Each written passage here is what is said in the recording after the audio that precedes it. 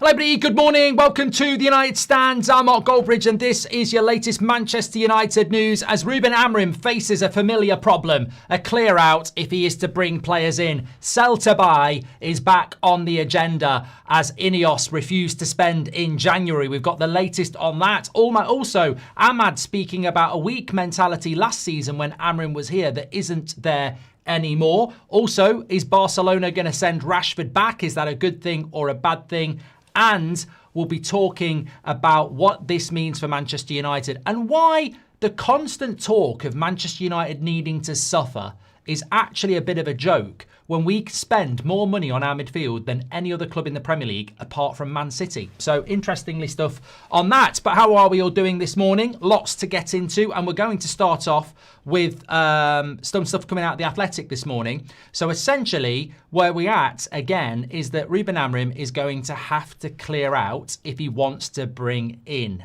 This job that Ruben Amorim's been given at Manchester United does become harder and harder by the week, it feels, because obviously this is a guy that's very reluctant to speak positively about any positive result because he's always trying to say, look, you know, who knows what's around the corner. The enormity of the job, he spoke about that pre-Crystal Palace. And it goes back to everything we've ever said before. Are INEOS, just the Glazers, a wolf in sheep's clothing? Because everything just seems to follow the same pattern. We're already getting things like this coming out from The Athletic. From a Manchester United point of view, they could do with strengthening, but they don't see January as the ideal opportunity to do that. I mean, you know what? This is Manchester United, the great institution. You know, the biggest football brand in the world with Real Madrid, Barcelona and maybe Bayern Munich.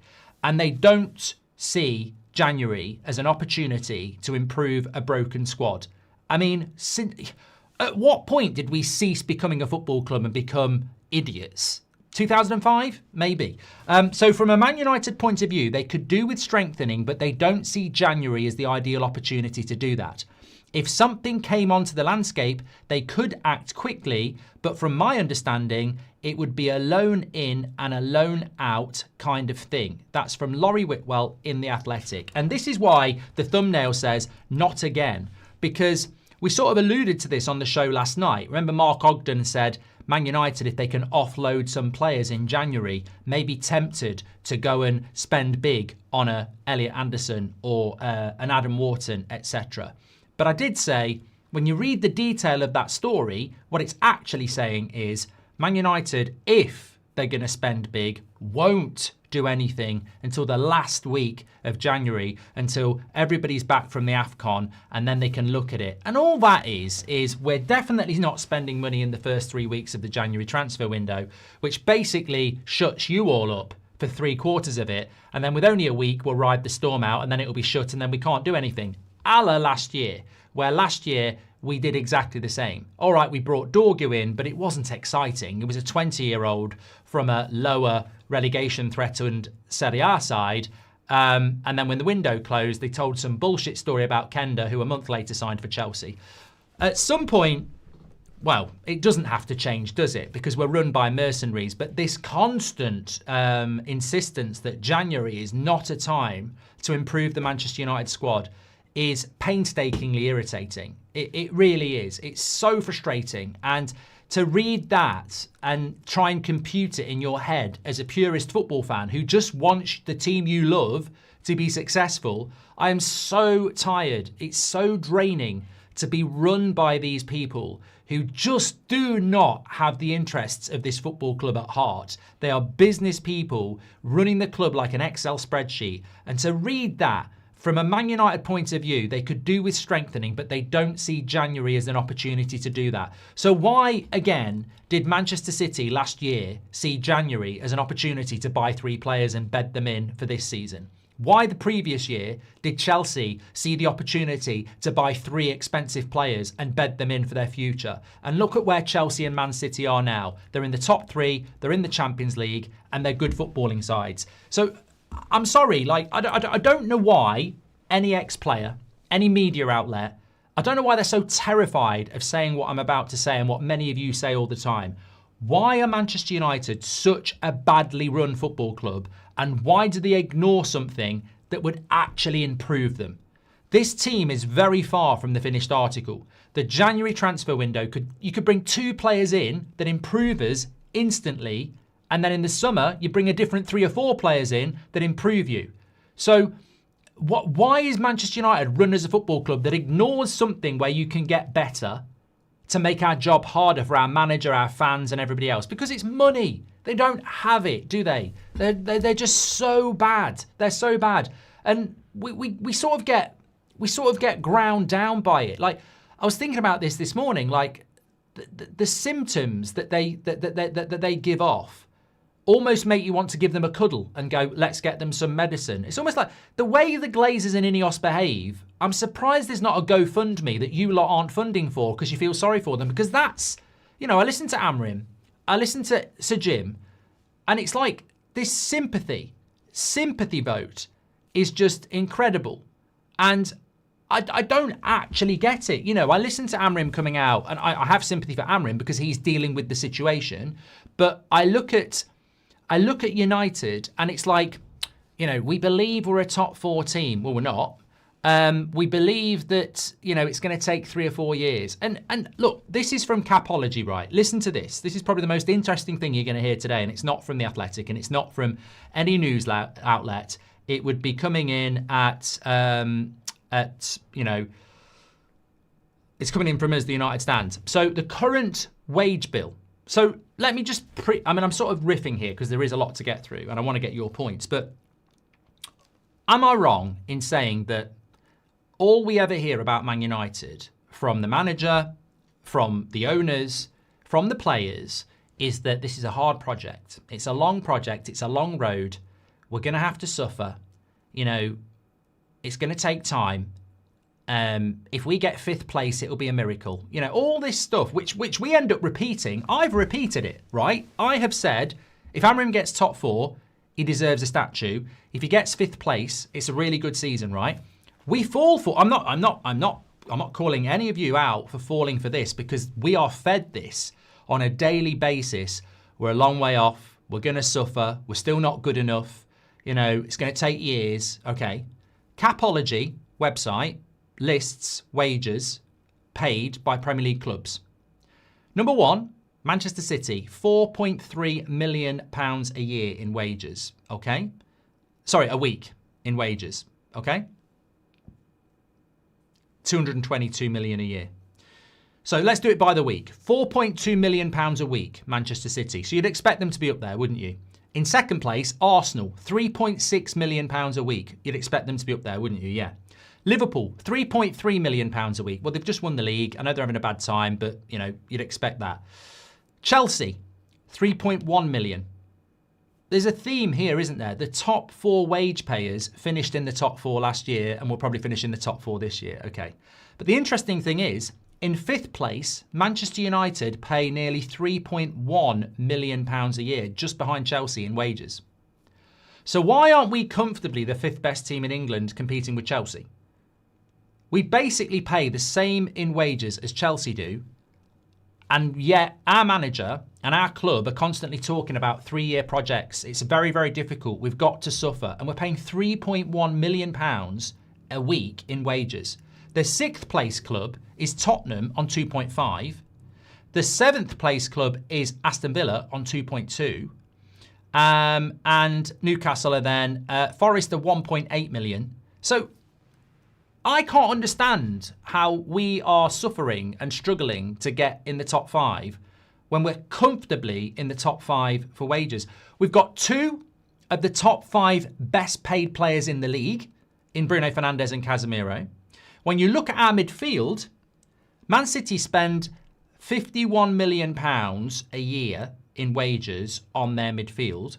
Manchester United is second with 26. We pay more money on our midfield than Chelsea, Liverpool and Arsenal.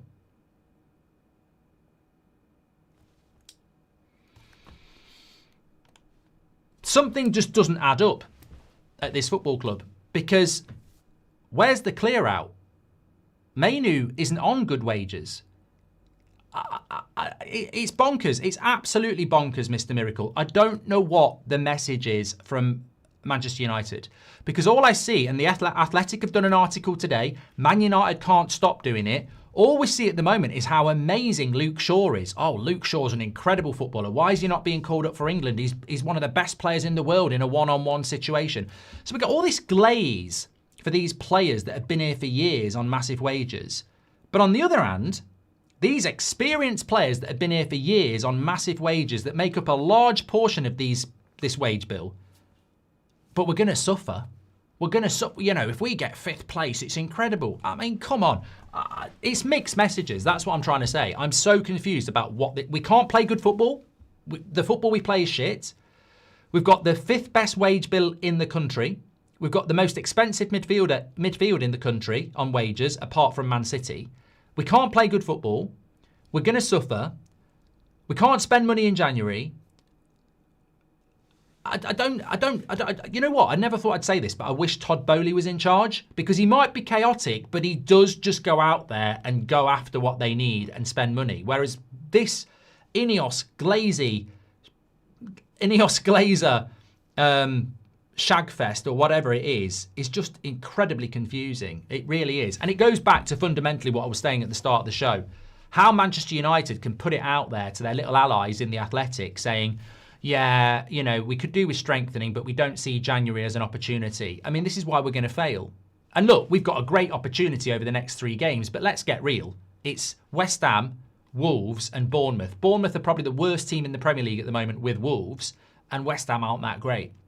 So you can almost see 9 points hopefully coming our way, and this continued mantra of, well, we don't need to spend in January. And what will happen is, we'll hit January, we'll play some more difficult games, we'll start losing again, the window will shut, and then we'll mess up Europe. So look, I am confused, but look, Manchester United are a very, very confusing club. But I just feel like I almost want to exclude Ruben Amorim from this, because if he's got to sell to buy, how much of that wage bill has he implemented, really? You know, he didn't sign Casemiro, he didn't sign Bruno, he didn't sign Luke Shaw, he didn't sign Harry Maguire. So all these big earners he's inherited, he has to use. And if he wants to buy his own players, he's got to sell them. And yet he plays a completely different system to what most of these players can play. It's arse about face, really. He's the manager that needs the backing. He's not the manager that needs to sell to buy. And it just kicks the problem down the road and makes it harder and harder and harder, in my opinion. But look, that's my thoughts on that. Also, Manchester United will reportedly listen to offers in January for a number of players, including Mainu, Xerxes, Agate, and Malacia. 2 of which we shouldn't be selling. You know, I really don't think Xerxes and Mainu should be gone. And again, they'll almost become the bomb squad that aren't the bomb squad, because I genuinely just think that Mainu and Xerxes are not, you know, they're both young, they've both got potential, and we're selling them because they have a value and other clubs want them, whilst retaining bags of shit on big money who aren't going to be part of our future plans as well. So, I mean, it's the desperation in what we're trying to do. It's this asset stripping, which we've done in the rest of the club to try and get money in to buy. It's a worry. What I'm trying to say is a worrying theme that a football club that pays huge wages to shit that they want to glaze and keep is wanting to sell potential to bring money in to buy players that we desperately need. It's just not. It's not the behaviour of a football club that's heading in the right direction, in my opinion. As I said, I use Chelsea a lot because they're just so ridiculously intelligently aggressive. Like they sell hotels and the women's team to get money in that they can then invest in players that they desperately need now. It is chaotic, it is risky, but that's football. And Chelsea are actually a good team to watch. You know, I don't want them to do well because they've got Garnacho playing for them. But what Todd Boehly's done, everybody's gone very, very quiet now about. They are one of the best teams in England. They're one of the best teams in Europe. They've got a ridiculously young squad that's getting stronger and stronger by the week. And they've aggressively gone after it. And I look at United and I go, it's not like there aren't teams out there that we could copy their blueprint, but we won't do it. It's almost like you're trying to get across. You're trying to get across a massive river that's full of crocodiles, right? And on the other side, there's 2 or 3 people who've done it saying, this is how we did it. And you go, no, we're not going to do it that way. We're going to go our own way. And that's what I feel Sir Jim Ratcliffe is doing. There is a lot of people... Man City copied Man United. Liverpool copied Man United under Sir Alex. You can see what they've done. You can see. They've tweaked it, but they followed what United did for 20 years. Very, very clearly. You can see it. I've always said that about Jurgen Klopp, and you can see it from Pep. We have an opportunity ourselves now to, look at what other clubs are doing, and we're deciding to do it our own way. Whilst Chelsea and Man City, maybe even Arsenal, have this strategic plan to get to the top, and you could take little bits from it, we've gone, no, we'll ignore that. What we're going to do is we're going to bring a manager in that doesn't suit the whole ethos of this football club. We're then going to get him to use previous failed managers' players. We're then going to get him to sell assets that could be good players in the future. And then we're not going to get him players in for his system straight away. We're going to take a long time to do it. We're going to allow him to get to the brink of the sack and frustrate the media and the fans so that morale's on the floor and excitement isn't really there. And then we're just going to tell everyone that we're going to stick with it. And you sort of like go, so you're going to take ages to give him what he wants. You're going to take him to the brink of the sack so some people don't trust him. And then you're going to tell everyone that you're just going to stick with it as well.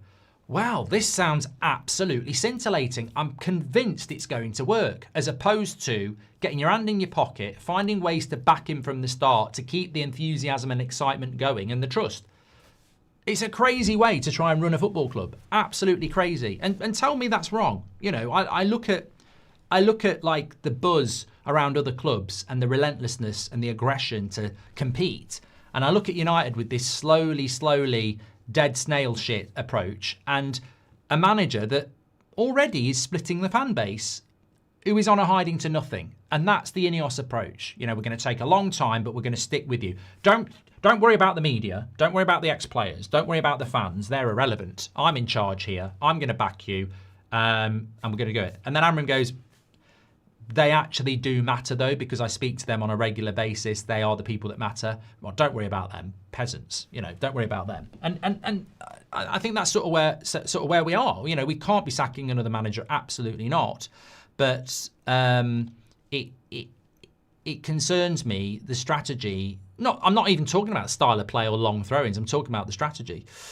Just a bit of breaking news coming out. Barcelona are trying to sign Manchester United teenage sensation JJ Gabriel. Sources say United Director of Football Jason Wilcox was key in convincing him to stay at the club. United insiders believe the involvement of Wilcox demonstrated to Gabriel's family how much they value the forward, and there is confidence. This is coming in from Prathurst from The Sun. This is about 3 months old. I actually thought this was something relevant. That's just basically like going through somebody's bins and then putting it on your dinner plate. That is about 3 months old.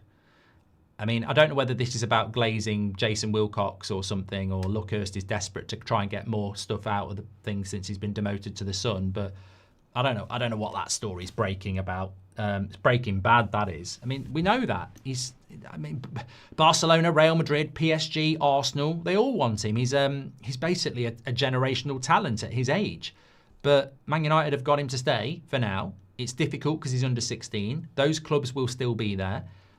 However, at the moment, his commitment is to Manchester United. So, I don't know why that's breaking news, but some people are posting it out there. Maybe they didn't see it 3 months ago. Football changed when City were bought, says Sam. United are still playing catch up with regards to structure, personnel, stadium and squad. Chelsea twigged early. And this is a great point, Sam, and you can have this conversation or you can't. But I saw a lot of people taking the piss out of Todd Boehly at the start. He wanted to do that North versus South game, which is very American. They have the All-Stars game. And, at the time, a lot of people took the piss out of him, thought he was ruining Chelsea. But I think a lot of us fans looked at it and went, hold on a minute. We can all join in with the pile-on and laugh along with the ex-players at something that they're scared about.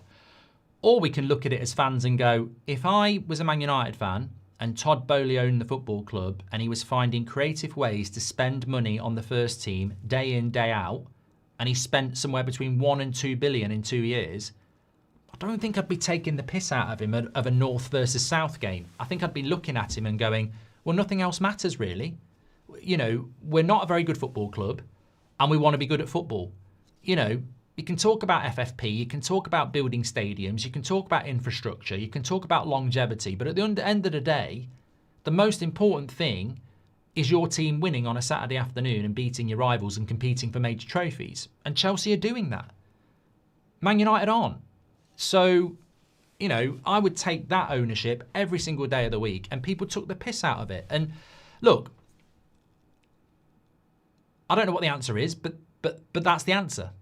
The answer is to have an owner that's in tune with the fans, that doesn't sit there telling you, please keep buying these shirts, please keep paying for these corporate tickets, please keep pumping your money into the football club while we don't pump money back. You know, please keep making us relevant and rich whilst paying for it yourself. And United are stagnant. We're stagnant at the moment. And, you know, I think Amorim hopefully is going to keep winning games and providing us with some solace. But I still don't look at that United side and go, it's going anywhere. Even if this team finishes 5th, there's no longevity in it. Harry Maguire, Luke Shaw, Mason Mount, Bruno Fernandes, Casemiro. They're not the future. You know they're not the future. Might be unfair to say that about Mason Mount. We can hope for miracles. But, I mean, his body looks broken. And can he play the football we need? Sacking a manager is what the Glazers used to escape judgment, and now with Sir Jim Radcliffe we're doomed. How do we move forward? When will we be fed up? 16th, says Old Trafford. I think the issue I have here is that when I hear that United know they need to strengthen but they don't see January as an opportunity, I feel that sack the board. I think that is a level of incompetence that should be screamed and shouted about, but you won't get it. The media are too, you know, it's too niche for them. They'd rather shout sack the manager. And, you know, fans have just become intolerant to the truth. And we've started to swallow the shit. And that's why I bring in the wages, because we're told that 5th place would be a miracle. We're told that we're going to suffer. We're told that it's a long road. And then I go, we've got 2 of the top 5 earners in the league. 2 of the top 5 earners in the league. We pay the 5th best wages in the league by a very long way, and we're very close to the 4th team in Chelsea. And we pay more on our midfield than anybody in the league apart from Man City. Our midfield, we pay more in wages than Chelsea do, Newcastle do, and any other midfield that shits all over ours apart from Man City. And yet we're being told we've got to suffer, it's going to take time. And you go, hold on, there's a contradiction here. There's a massive contradiction. You're saying we've got to suffer. You're saying it's going to take time. You're saying we've got to cut our cloth accordingly. And yet our midfield is the second best paid midfield in the league. We've got 2 of the top 5 best paid players in the league. And we've got the 5th best wage bill in the league. And yet 5th place is like the Holy Grail. Something doesn't add up here. Maybe you need to get rid of some of those wages and spend it. Or maybe you're talking shit to pull the blinkers on a fan base that needs to wake up. It's not acceptable to say that we're not buying players in January because we don't see the opportunity when other rivals have gone out there. Because there'll be somebody in the chat that goes, yeah, but what do you want them to do? They can't sign Anderson in January. Well, how did Chelsea sign Enzo Fernandez in January? How did Manchester City take Mamouche from Eintracht Frankfurt in January when Eintracht Frankfurt were trying to win the Europa League? Why can't we do that to Stiller and Stuttgart? You can do these deals because other clubs are doing them. You can.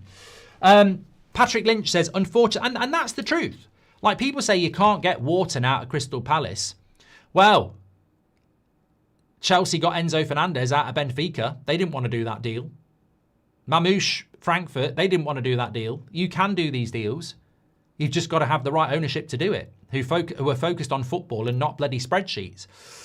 Patrick Lynch, thanks for your super chat. He says, unfortunately, other teams don't have the debt we have. It's tying our hands and it will always be used as an excuse for not doing more. Glazers needed to go, but instead INEOS propped them up. Yeah, and absolutely, Patrick, the debt should never be used by anybody as an excuse because the people who put us in debt are the people who own this football club and they are wholly responsible for that. It is not an excuse to utilise the word debt. My thing is we're getting details on the lack of moves. Loose lips run the club. That's why club taxes the fuck out of us. They know all our moves, says Law of the Dingle. Look, mate, my opinion of the media around Manchester United is they're lapdogs. They're client journalists. They're not proper journalists. I can't remember the last time, and I'm talking years, I can't remember the last time I read an exclusive piece of news on Man United that Man United wouldn't want to be out there. That's journalism. You know, you might not like it, but, you know, over the years, some of the best pieces of journalism are scoops that people don't want to be out there, and they're well researched and they're true. I can't remember the last time we had one article out of Man United that was a good piece of journalism, and yet the club, I know for a fact, and you know for a fact, has never been so bad. Like, there are so many stories about Man United that could come out over the last 18 months. Even Ruben Amorim has alluded to them, but they never come out because the media around United are just lapdogs. They're client journalists. They don't dare say anything bad because they'll be cut off. So what they do is they use that media to feed stuff out like this. The Athletic, Laurie Whitwell saying Man United probably won't spend in January because they're doing the drip effect work for them. Let's start putting it out there now. You know, it's tough. It's a challenging market, etc. So, you know, it's... My opinion is we have to do something in January. My opinion is don't hold your breath. You'll pass out. It's hard to love a club that doesn't love its fans back, says Alan Miller. I love that. I think that is my comment of the day from Alan. I absolutely love that. It's hard to love a club that doesn't love its fans back. But I disagree with the first bit because I'll never stop loving this football club. You know, all I need to do is get a DVD out and watch a Sir Alex Ferguson season from start to finish for 2 hours and I'm loving it. Or, you know, read a book on the Busby Babes. That's what Manchester United is to me. Manchester United is not the Glazers. It's not these players. It's not even a manager. Manchester United I will always love. But they don't love the fans. They don't. Hi Mark, what if the club is cash poor? If the club borrows to buy, we criticise the club for more debt. As a fan base, we have to decide between financial sustainability and erratic spending. Do you agree, says Ryle? No, I don't. No, I don't. And you can shove your accountancy book up your arse. I don't agree with that. I don't have to do that at all. I don't have to make a decision between financial stability and erratic spending at all. No, I don't. I don't have to do that. Because why did Chelsea not do that? Chelsea had debt. I don't have to make that decision. I have to make a decision about what I think's best for my football club, and I don't think the Glazers are. So I don't have to make that decision because you're making me comply with an ownership model that's got nothing to do with me. I didn't choose the Glazers to put my football club in debt, their debt. I didn't choose for my football club to spend tens of millions of pounds a year servicing debt interest. You know, what cripples this football club is the Glazers. But also, I would say, Ryle, as well, why is the club cash poor then? Because we had £60 million to pay for Belabor that we didn't use. Where's that £60 million gone now then? Has it disappeared? It's still there. That was there 3 weeks before the transfer window closed and we didn't buy anybody. So we know there is a capability to spend £60 million.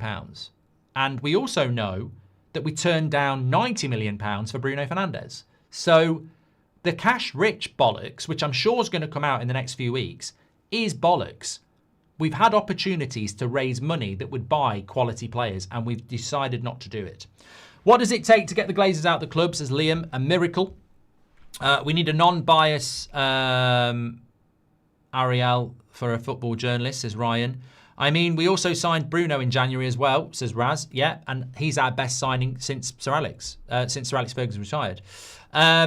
Garfield says, if you were manager, Mark, what would you be doing in January? Well, I know what I'd do in January. I'd be buying the best midfielder I can get, and I need two anyway. So if it's absolutely impossible to get Elliot Anderson, Adam Wharton, Carlos Baleba, or Angelo Stiller, and I don't think it is. I don't think it's impossible. It might be difficult, but I don't think it's impossible. Then I would be looking at somebody like Edison or a Conor Gallagher or a Manu Kone, because there are options. Nobody can tell me out of 7 options you can't get any of them, because you can. Everybody's got a price. And we, as I said to you last night, we don't know the complexities of the situation at Nottingham Forest, Crystal Palace, Atalanta. We don't know what their personal situations are. You know, they can put it out there that they want 100 million. However, it might be a very different story. There could be release clauses. There could be all sorts of stuff that makes them decide. And you know what? What if Forest already have a replacement for Elliot Anderson that they can get in January as well? So sometimes, look, a lot of the time United use difficult as a reason not to do something. we tend to just do easy and what we want, whereas difficult is why big clubs succeed. Difficult deals are what separate you from the rest. And I look at United over the last sort of 10 years, how many difficult deals have we done? I think Lenny Yoro was a difficult deal. You know, I'm not going to pretend we haven't done any. I thought Lenny Yoro was a very difficult deal because it looked like he was going to go to Real Madrid. We spent the money, we got the player. Well done. But the more deals like that you do, the better you get as a football club. And we need to do difficult deals. And it looks to me at the moment we're going, oh, I don't really want to do any business in January because the spreadsheet's not quite right. We'll wait until the summer. And then the difficult deals will be there and we won't get them done. I don't think we'll get Elliot Anderson. I don't think we've got a bloody chance. I honestly do not think we'll get Elliot Anderson. Football is transitional. Owners, managers, players, stadiums, success, even come and go. The only constant is the fans. You'd hope the club realise that, says Sam. Yeah, but the thing is, Sam, if you buy a business and you treat it as a business and you know in 5 years' time that business is going to be worth double what you paid for it now, do you need to be emotionally invested? Do you really need to care about the customers? Man United, I mean, somebody said to me about 6 months ago, people say, why did INEOS get into bed with the Glazers? They've paid 1 point something billion for something that in 5 years is going to be worth double, simply because a stadium's going to get built. In a business sense, it's the easiest money you can earn because United are going to go from 5 billion to 10 billion overnight as soon as that stadium gets built. So that's why they got into bed with the Glazers. A lifelong Man United fan would never get into bed with the Glazers, but a lifelong Man United fan that loves business, that's what that was always going to be about. Until we get proved wrong, that's what that always is going to be about. Right, let me carry on anyway, because there's a few bits to get into this morning. Thank you very much for that. Okay, where are we? Remember, it's a 6:45 show tonight. Loads of you tuned in last night because we've got the Premier League. Obviously, Man United playing tomorrow. I think there is a press conference this afternoon as well. Correct me if I'm wrong. I haven't heard 100%, but I presume we're going to do a press conference. It's a Premier League game, so I think we will be doing one. Luke Shaw's 300th game for Manchester United comes amid good form and health. I mean, this, you know what? I'm going to play devil's advocate here, right? I have to. Man United are so easy to read. Like, yesterday there were 2 tweets of compilations of Luke Shaw. There was 2 last week as well. It's like they're ramming it down our throat. It's like somebody works at Man United and says, you know, with Luke Shaw, we're clearly going to have him for a few years. He costs us a lot of money, and the fan base, I'd say 50% of them don't really like him. We need to get that. We need to change that. We need more tweets of positivity around Luke Shaw because it's just being rammed down our throat at the moment, right? So Manchester United signed Luke Shaw in 2014, June 2014. So 11 and a half years ago, we signed Luke Shaw. And he's played 300 games, right? And United have given him a placard of 300 games, right? In 11 and a half years. Somebody please do the maths, because that's definitely less than 30 games a season. Oh, but he had a bad injury, Mark. Yeah, maybe we should have got rid of him then, you know? 11 and a half years, 300 games, and they're putting it out there like it's some massive achievement. Just do the maths. 27 games a season. I mean, for a club like Man United, you'd expect to be playing 50 games a season. So 300 games in 11 and a half years. And United are out there going, oh, yeah, 300 games. And then this from Andy Mitten. Manchester United consider Luke Shaw a top player who understands the game and is very difficult to beat in 1v1 situations. Look, I get it. This is the purpose of communities like this, and I think some people don't understand it. I've read United fan forums for years, some of them are very, very, very, very confrontational. And I like that. Some of them are very tame. The United Stand is a community for all. And we're never going to skirt around difficult conversations. But United, for some reason at the moment, are desperate to push a positive Luke Shaw story every opportunity they can. And it's strange. I find it strange because whilst he is a good player when he's fit, he's nearly 30 now, and I just don't think that's going to continue. And I'm a bit worried that it's almost like while he's playing and while he's doing well, let's spin every positive we can, because we know at some point he's going to go back to being injured and we're going to be stuck with him. That's my take on it. But he did play well at the weekend, and I had a big chat with Ricky the other night, and he absolutely loves him. So it's not anti-Luke Shaw. I'm anti-Luke Shaw, but Ricky isn't, and a lot of people on the channel aren't, and a lot of you are, but I'm anti-Luke Shaw. And you know what? Sometimes life is simple as explaining it. I used to back Luke Shaw. I used to like Luke Shaw. I got accused of being a racist for liking Luke Shaw, which I'll never understand, but there we go. But effectively, the reason I've gone off Luke Shaw is because of the TikTok and New Year's. No, it's not. The reason I went off Luke Shaw is because he was injured for 6 months. He wasn't fit. He went to the World Cup. He went to the Euros. He wasn't fit. He played in the final, and then he was injured for another 6 months. And I don't like players that prioritise country over Manchester United. And it's as simple as that. And he did it. And he can pretend he didn't, but he did. And when he did that, I went, right, okay, I've invested a lot in you. And you basically went, England are more important. So you know what? If you play for Man United and you play well, I'll give you a good score. But I ain't investing any more time in you being part of our future. I think you're a stopgap. Simple as that. What happens to Bruno if we get 2 midfielders over the next 2 windows, says Michael. Well, one of the midfielders sits on the bench and one of them starts, and Bruno starts every week, probably. Bruno has 304 appearances and he joined in 2020, says Patrick Lynch. So Bruno's played 304 times in 5.5 years, and Luke Shaw's played 300 times in 11.5 years. Well done, Patrick.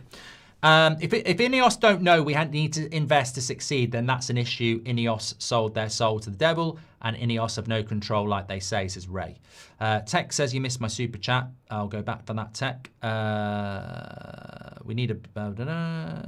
I mean, we also signed that. Garfield, Old Trafford, Malik. Did we read that? Thank you very much. Man United need a board like Barcelona and Madrid. Well, aren't Barcelona and Real Madrid, aren't they a little bit like democracy, memberships, things like that? So, you know, I think that's it. Tech Empire says, might be off topic. All the managers that came post Sir Alex Ferguson never did / wanted reset, bar Jose. Ten Hag, Ollie, Ruben ignored it. Certain players always got away, says Tech. I don't think now's the time to analyse that, but I think it's interesting what Ahmad said about how last year the dressing room was really toxic. I don't think that was the word, but, you know, something like that. And this year it's a lot better. And it got me thinking, well, Amorim was the manager last year. Was he talking about before Amorim came in? He can't be, because Amorim came in November and we were shit. So what is it that changed the dressing room from toxic or, you know, not very good to positive this year, even though the manager's the same? Is it simply a pre-season? Is it the changing of a few players? It's hard to tell. Is it Mbermo? You know, I don't know. I thought it was quite an interesting topic because we haven't changed the manager. And we haven't changed a lot of the key leadership team either. But going back to what you were saying there, Tech Empire, I think there's a theme in what Man United like to recruit. And I think you've identified it there. Sir Alex Ferguson would clear a player out, no problem, because he had the authority and aura to do it. Jose Mourinho had the aura and authority to do it. Eric Ten Hag, Ole Gunnar Solskjaer, Ruben Amorim, they're all what I call debtors. They're all good managers who would be in debt for being given the opportunity at Manchester United. Like, they're in awe of it. So is that the right type of manager profile for Man United? It's certainly the type of profile manager that the Glazers want because they're manipulated. But a big personality manager is what Man United need. We need an Ancelotti. We need a Klopp. You know, dare I even say a Conte. You need somebody that comes in and isn't in awe of Manchester United in the sense of, you know, I know what I'm doing, I know what needs doing, and this is what needs to happen. Whereas, you know, Ruben Amorim's still a very young manager. Ole Gunnar Solskjaer was a young manager. Erik ten Hag was still an inexperienced manager because he only managed Ajax. So we do like to bring in a manager that can be sort of in debt to the club. That, oh, you know, what an opportunity we've given you. That's why you're not getting a midfielder, you know. My thing is, why are we getting details on the lack of moves? Have I done that? Law of the... I think I did do that. Yeah, I did do that. Thank you very much. Okay. If only Shaw and Mount had Bruno's fitness record, says Carlo. Well, look, hopefully both of them are going to play tomorrow, which means they're going to play 2 games in 4 days, and then we've got another one in 3 days. So, look, hopefully they're going to keep playing. You know, that's the only way to defy those conversations, isn't it? If we qualify for European football next year, says George, how many more players do you think we would need? At the moment, the positions that we need to strengthen wouldn't be enough. 2 midfielders wouldn't be enough, says George. If we were in Europe, I think we'd be mid-table this season. I think we'd be in big trouble. If you think about how many games Newcastle have played this year, what are we on? Game week 6 next week of the Champions League? So that's another 5-6 games. I think we'd be in big trouble with that. Really big trouble. I think we'd have a lot more injuries. I saw somebody yesterday. It was on That's Football, actually. No, it was on Terry's channel. And they were constantly spamming, and they were going, Mark said in the summer that this new fitness regime that Amorim had been implemented was a load of bollocks. It's not bollocks now, is it? And I was like, it's Terry's channel and he never brought it up, so I'll bring it up here. It's not a load of bollocks. A lot of people seem to think that Ruben Amorim gave them all a bloody PowerPoint on how to stay fit, and now everybody's staying fit. Absolutely bollocks. It is bollocks because we have had loads of injuries. Harry Maguire's had 2. Cunha has been injured. Sesko's injured. We've had injuries. They're just not to the players you would expect, like Mount. Well, Mount's had 2 injuries, actually. He has had 2 injuries already this season. Luke Shaw's not been injured. Casemiro's not been injured. So we have still had injuries. But also, as Savage says, we're playing 1 game a week. I mean, there has to be an expectation that you're going to lower your injuries when you're lowering your load by 50%. So I think that we have had injuries. We've still picked up injuries. And if we were playing in Europe, I think we'd be really struggling. I don't think we're set up for Europe. The hilarious thing is, and I'll go back to this again, right? We pay £3.1 million a week in wages, which is basically what Chelsea pay.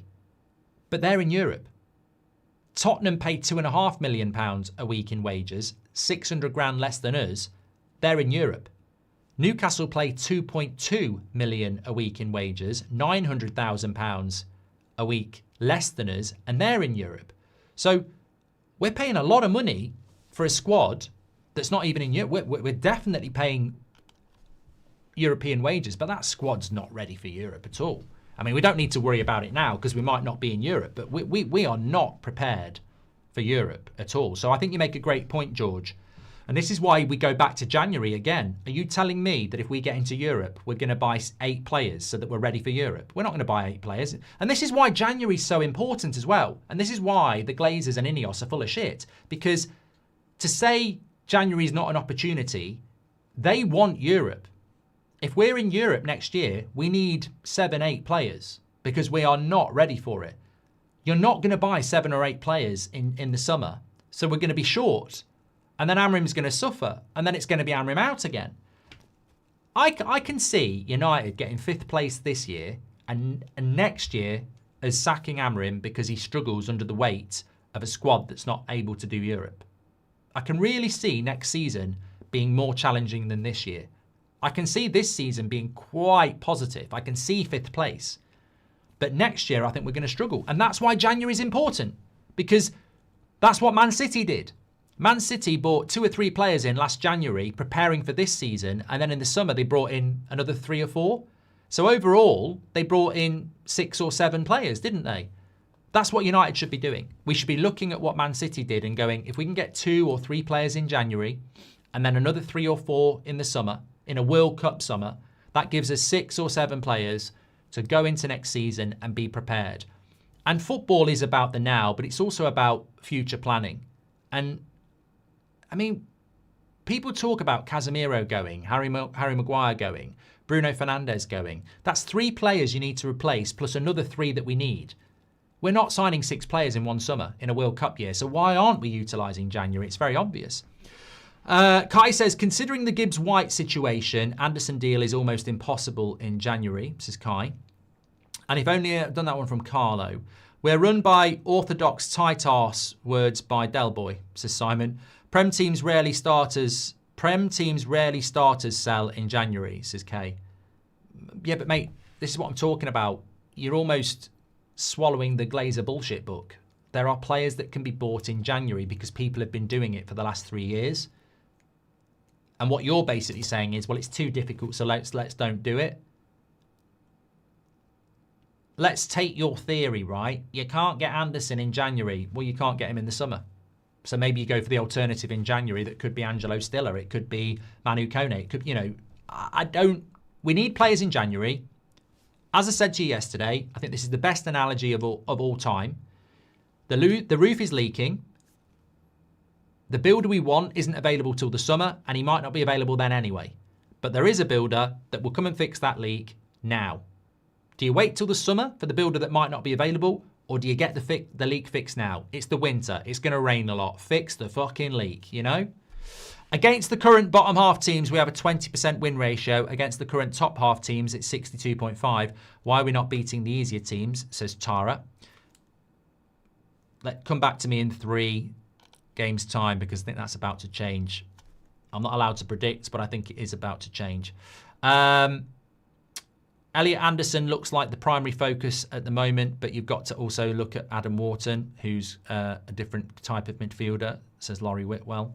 Well, we're talking about the summer again, aren't we? Let's kick it down the road, and then in the summer they'll go somewhere else, and we'll end up with a player that we could have got in January. Marcus Rashford, what do you think about that, Mark? I was quite surprised by that story yesterday, and I was watching the show with Terry, and I was like, so a report in Barcelona is that the most likely outcome is that they are going to send him back, even though he's done quite well. I have a different opinion on this. Look, we can't just take news reports as read. Otherwise, what are we as a community? We're here to question. We're here to debate. My personal take on the Rashford thing, Gav says, is he homesick? I don't think he's homesick. I think it might just be early bartering from Barcelona. I mean, they're a football club that doesn't piss about and doesn't get taken for a ride. And I think that essentially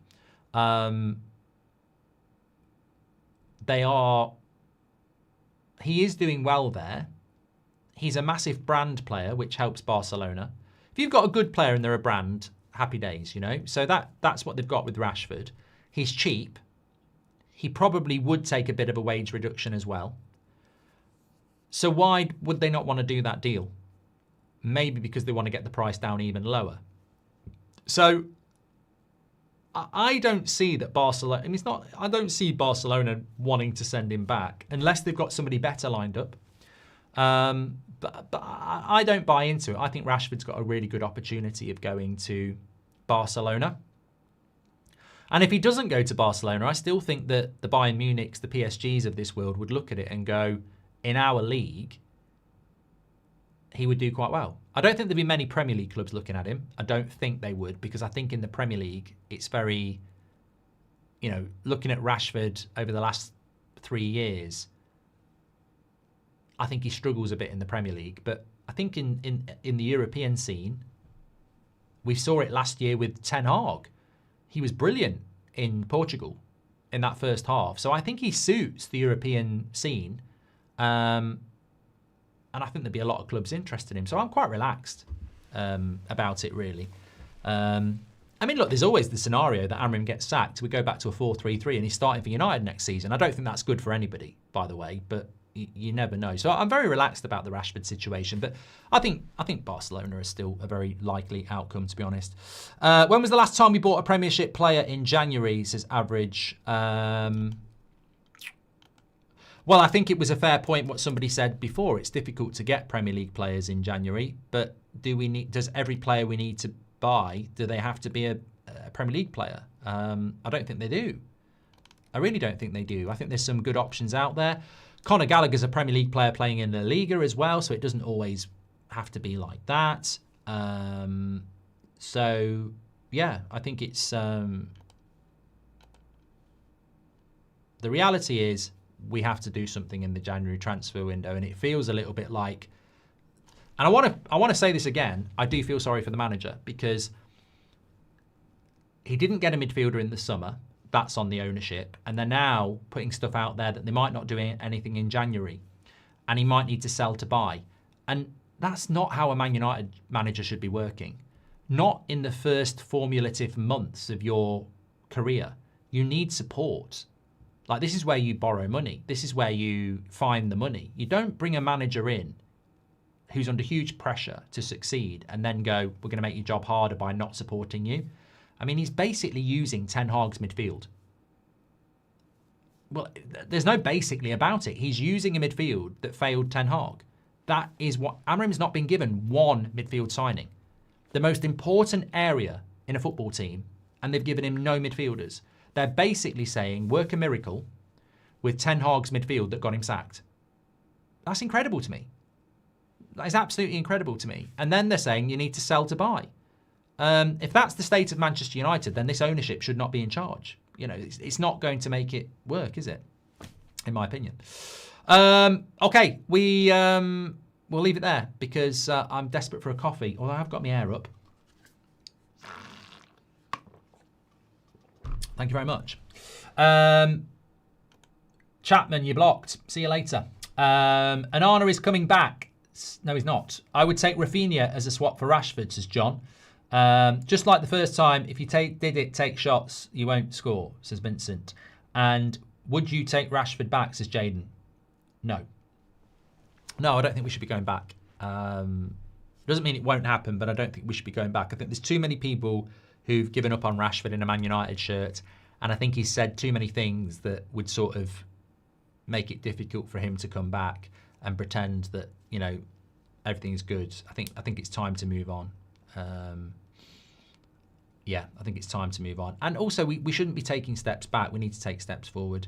Gomez or Gallagher would not get any minutes anyway, says Melch. Well, they would if they're players that Amorim wants. If you bring players in that Amorim wants, then they will get picked, certainly. Okay, thanks everyone for watching. Stay safe, take care, and I'll speak to you all on the next one. I'm live with you at 6:45, and we have got a press conference reaction, I'm told, as well, at about 1:30. So lots to get involved in. And it's Premier League night on That's Football at 7:30. Can you see my Stiller super chat, says Raphael? Let me just quickly check that for you. No, I've got it. I look at Wirtz and his adaptation to the league. Stiller should be done in January if we go that way, while we have Casemiro. Avoid the flop talk with time. I think this is a great comment. I really do. We did it with Evra and Vidic ourselves. We brought them in January. Liverpool did it with Gakpo. Chelsea did it with Enzo. Liverpool did it with Gakpo. Man City did it with Mamouche and Gonçalves. It really helps to bring them in January because there's less expectation on a player that comes in January. It's almost psychologically fans go, well, it's the middle of the season. It's difficult to come in the middle of the season. And you get that extra 6 months that they don't get when they come in the summer. It should be the same, but people don't get the patience in the summer as a new signing. Well, they've had a pre-season, they should be good. You bring them in January, they get 6 months to adjust, and then they hit the ground running in the next season. It's an intelligent time to buy as well. Very good comment, Raphael. Take care, everyone. Stay safe. I'll speak to you on the next one.